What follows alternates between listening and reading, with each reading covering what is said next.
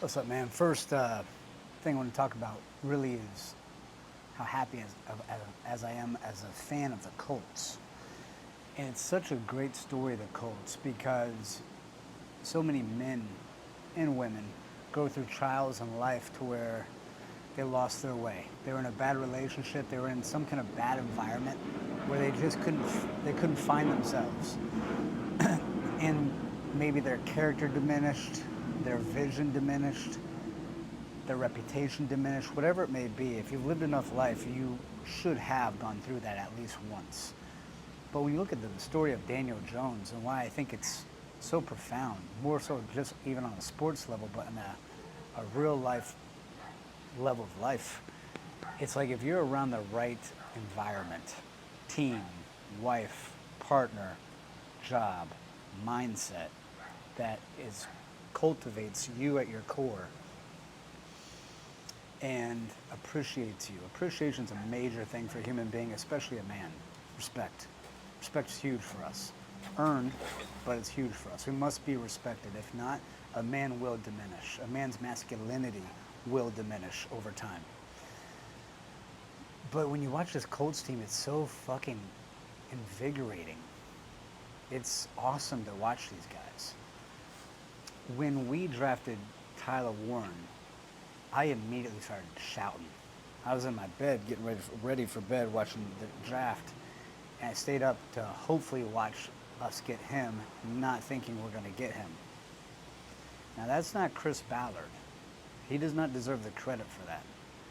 Just like Quentin Nelson fell to him, Jonathan Taylor fell to him. Actually, no, let me take that back. He drafted up to get Jonathan Taylor. Give him credit on that one. Darius Leonard. But Chris Ballard's not done a whole lot of amazing things in the draft. Let's not get it twisted.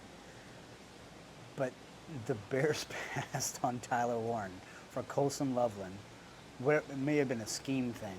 I'm not sure how you pass on a guy that has the measurables of Gronkowski. I'm not sure how you pass on that. Like Colson looks more like a Kyle Pitts to me. He looks more like a slot, not a slot receiver, but more like a receiving tight end. Anyways, Colts got him. I remember texting people and I was just so happy. And I'm yelling. My wife was like, "What the hell are you so happy about?" I'm like, "We just picked up the best tight end I've ever seen in my life." I'm gonna say it, the best tight end I've ever seen in my life. Talk about a utility player. This guy's amazing. You fucking play fullback. He can block clearly, or wouldn't be playing fullback. He can run. He catches. They were trying to compare him to Jack Doyle. I thought that was a fucking stupid slap in the face. But also shows you how ignorant people are. What an odd comparison. I don't get to watch enough individual film on him other than the games that I watch. But the stuff that I watch, he doesn't run routes as crisp as Dallas Clark, but he's a rookie. But he catches everything and looks for contact like a Gronkowski. And I don't think he's at the point yet where he's that type of confidence. But when he gets that confidence that Gronkowski has that he's going to run your ass over, then he is going to be unstoppable. And all that does is make everybody else look better. But now let's move on to the other players. Dude, Michael Pittman, I love that guy. I love his personality. He didn't get enough respect. I like guys that are really tough, but we have a mix of them. I'm not saying Jonathan Downs isn't tough. I'm not saying that at all, but I'm saying he is perfect at what he does. He's a great complementary piece. He cannot be a wide receiver one, and that was kind of the problem with T.Y. Hilton, is once he was wide receiver one, we didn't have a whole lot of other shit to work with. We have literally everything on that offense, and it's the front office's job to keep them together. You have an over-the-top wide receiver being Alec Pierce. I haven't seen a guy jump up and get it that well. Man, I don't know if ever. Like, I really don't. Like, that guy just always comes down with the ball. His hands have gotten so much better. He used to catch it with his chest a lot. Now he catches it well with his hands. And he comes down with it. Back in the day, he looked nervous when he caught it, like he wasn't sure what to do with the ball. Now he's got that confidence. He's got that 4-year confidence in the pros. That guy's going to blossom. He's going to blossom big time. Pittman is a catch it in traffic kind of guy. Jonathan Downs is first down downs. Tyler Warren he's everything. Like, he is probably my favorite football player in the league right now. But then you have the other favorite, the Diamond, Jonathan Taylor. He is a he should be what young athletes are paying attention to. Him and Saquon Barkley speak super clearly. They're gentlemen. They're respectful. They are the epitome of a professional athlete. I cannot stand, have no personal vendetta to him, but as a fan, I cannot stand Anthony Richardson. Growing up a former athlete, I saw a lot of natural athletes. I'm pretty naturally athletic myself. I'm naturally strong. But to get skill into a sport takes a lot of practice. You can have some natural athletics, God-given skill in a sport-specific thing, but it's still practice over time. And that gives credence to my next point. I do not understand the love for that guy. There is nothing mechanically that is taught, that is curated over time and practiced and matured on, that you see that he's put a lot of effort to. Nothing, not a goddamn thing. Everything that you see with Anthony Richardson is God-given talent. And coming from a former athlete, when God-given talent meets other God-given talent, but this talent worked hard, this guy's gonna get fucking crushed. I gotta stop cursing, but this guy's gonna get crushed. And that's what you're seeing. This guy got an eye fracture from warm-ups. I have a feeling I know what he did too. And it's just like negligent and stupidity. I do band warm-ups every day. So like when I see that, just take that away. Remember, beginning of the season of the 2025 season, 2026 season, he was talking about he just got his diet better, stopped eating so much candy. And then he's talked about he's now getting into the playbook. And you fans accepted that. And then you call him unlucky. Drive around a poor neighborhood, that's unluck. That's a lot of unluck, but oftentimes poor people, it's self-sabotage, and it's not unlucky, it's just laziness. That's exactly what you're seeing with Anthony Richardson. If you do enough mobility work, strength training, dynamic stretching, static stretching, which they all should be doing every day for at least an hour a day, broken up, that's going to prohibit a lot of potential injuries. It's absolutely going to lower the risk, that's for damn sure. And that shows me, just again, part of his laziness, he doesn't do the work. And he also has the highest level rehab people at his disposal. He doesn't use them. And if he does, he minimizes the use. Or he's not clear on his pains and what he needs them to work on. He has cold plunge, he has sauna, he has everything that a high level person needs to use to optimize their performance, and I don't think he's doing it. So I don't feel bad for him. I feel angry about it because you got finessed. Fans got finessed because the kid can do backflips and he can throw it 80 yards. Couldn't give a shit less. I think, no disrespect, but I think because I come from Indiana, I live in Florida now, beautiful Florida, the best athletes in the world.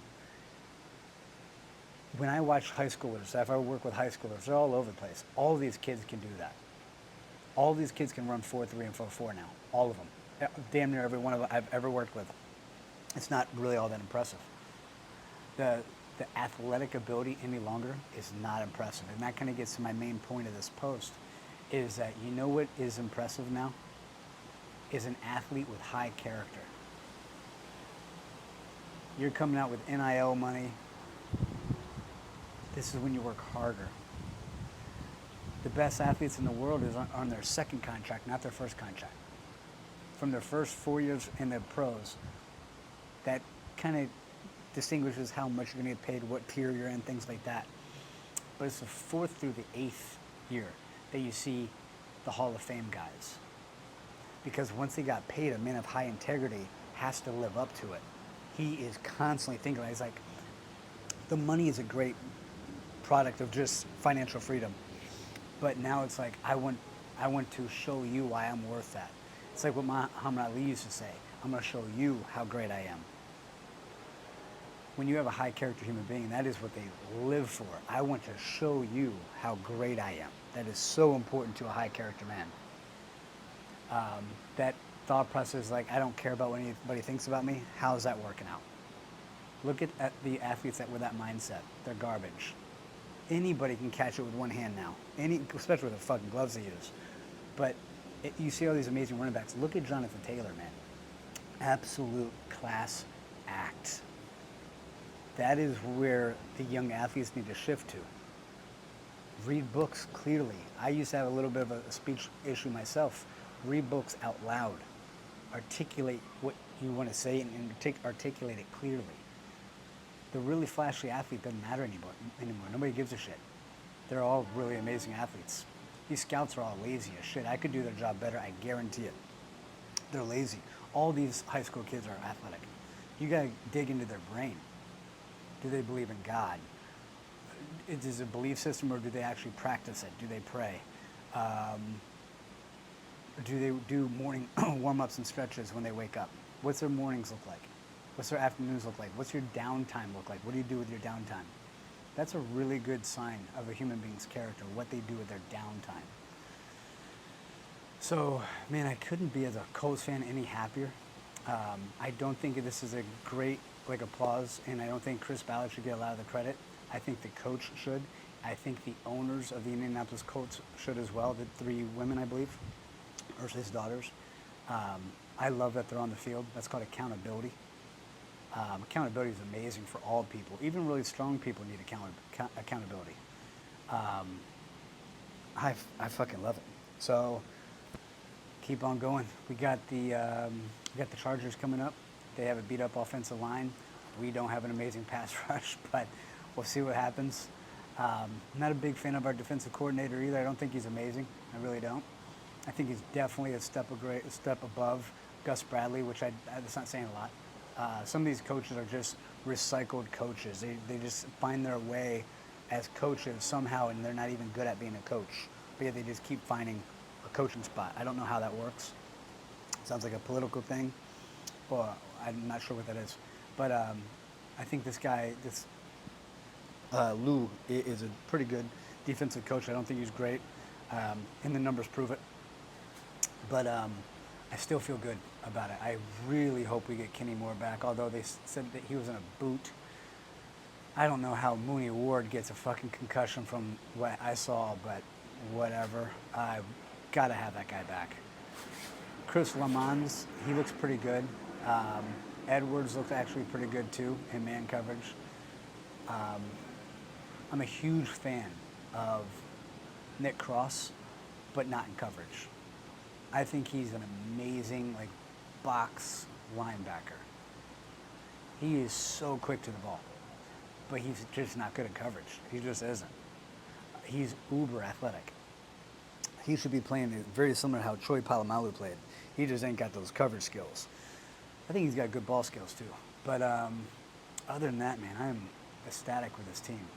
What a story of perseverance and just combating controversy, keeping your chin high, and just keep moving forward. Colts, baby. Gotta love it. Let's go. Let's go.